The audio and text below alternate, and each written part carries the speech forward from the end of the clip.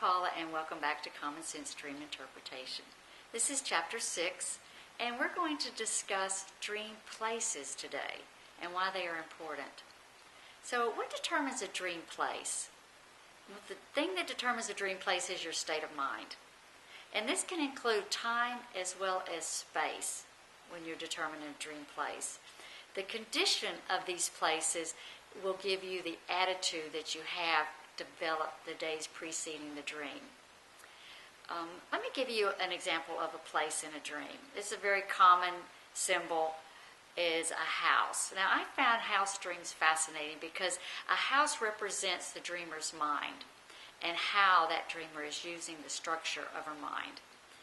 So when you do have a house dream, and a house is important in your dream, there's several things you consider with a house dream.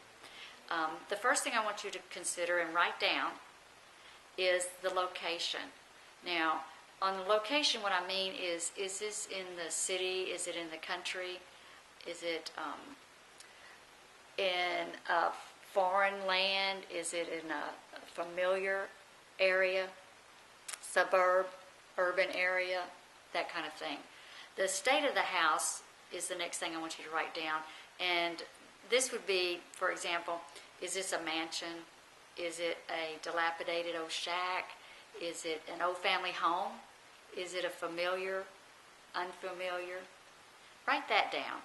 The next thing I want you to consider is the room. Now, the room in the house where the activity is happening, that's going to represent the way and how the dreamer is using the structure of mind. So this is very important.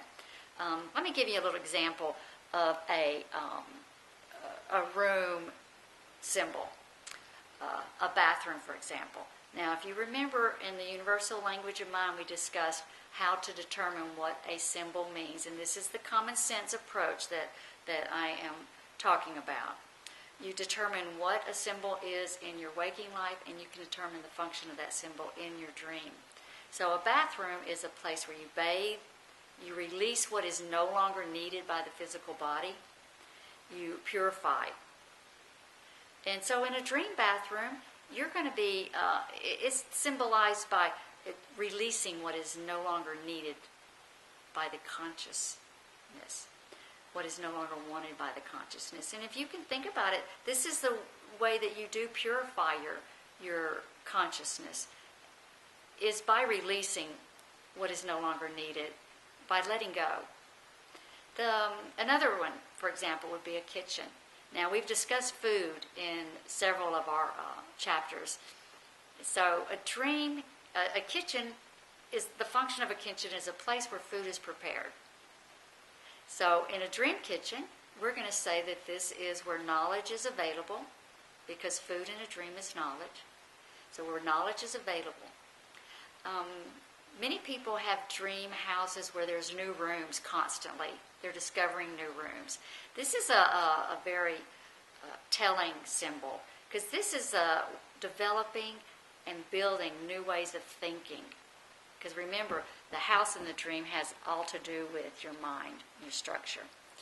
The fourth thing I want you to consider when you're writing down your symbols of a dream is consider what floor the house is on, the dream is happening. The first floor, for example, would be the conscious, and the second floor would be subconscious. Third floor would be superconscious, and the basement would be the unconscious. So let's go ahead and analyze a dream. Now, this is a very similar dream to one my sister had, and it starts out with, I'm in a kitchen in a familiar home. It was storming outside, and people were coming in to get out of the storm. I had to put them in bedrooms. Now, as I walked through the house, there were new rooms, and some were scary, and some were okay. So let's determine what this dream is telling this dreamer. So we're going to, after we write down the dream, we're going to write down the symbols in our journal. So first of all, we've got the house. Now, a house is the mind or attitude the days before the dream. It's the way you use the structure of your mind. The next one would be the kitchen. And the kitchen is where knowledge is available. We talked about that a while ago. The other one would be the bedrooms. Bedroom would be a mental tool for relaxation to assimilate what has been learned during the waking period. And if you think about it, this is what happens when you sleep. Your body has to have sleep. This renews you. It renews you physically and mentally. So this would what a bedroom would be in a dream. The same thing. It's a tool for relaxation to assimilate what has been learned during the waking period. New rooms in a house, we discussed that a few minutes ago. It's the developing and building of new ways of thinking. Now, here's a new one for you. Storming. Now, storming in the universal language of mind is inner conflict. Now, what that inner conflict is where the personal part of this dream comes in. And personal inner conflict can be all kinds of things. It can be indecisiveness, laziness, procrastination, passivity, victimization, irresponsibility. Only the dreamer can determine the specific inner conflict that's happening the days before this dream. So now let's go ahead and interpret this using the universal language of mind that we discussed in the last 5 chapters.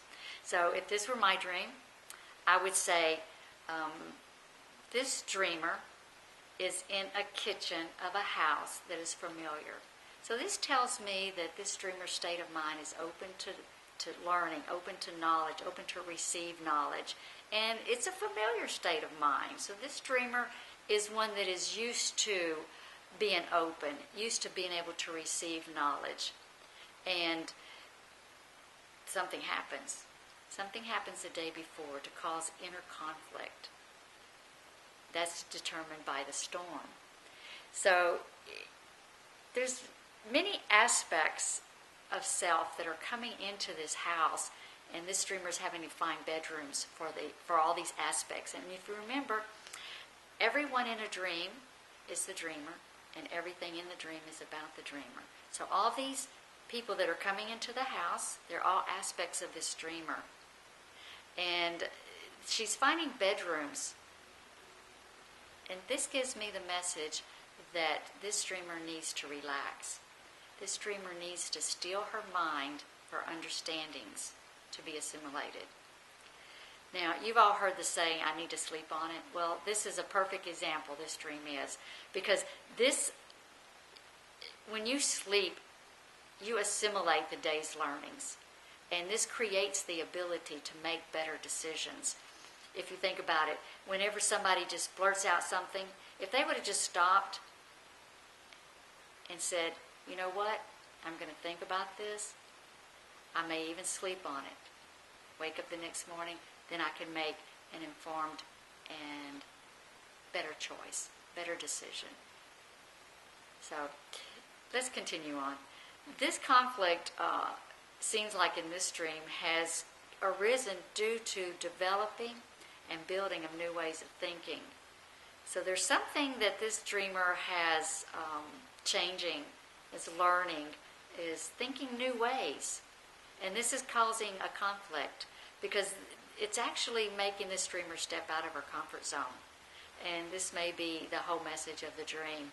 So this dreamer needs to see how she can put this into her waking life.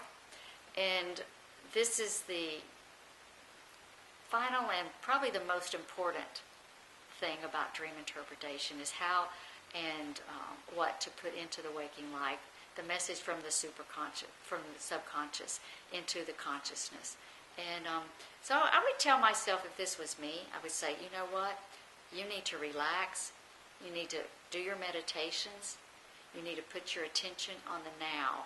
Become aware of why I am uncomfortable with my new ways of thinking.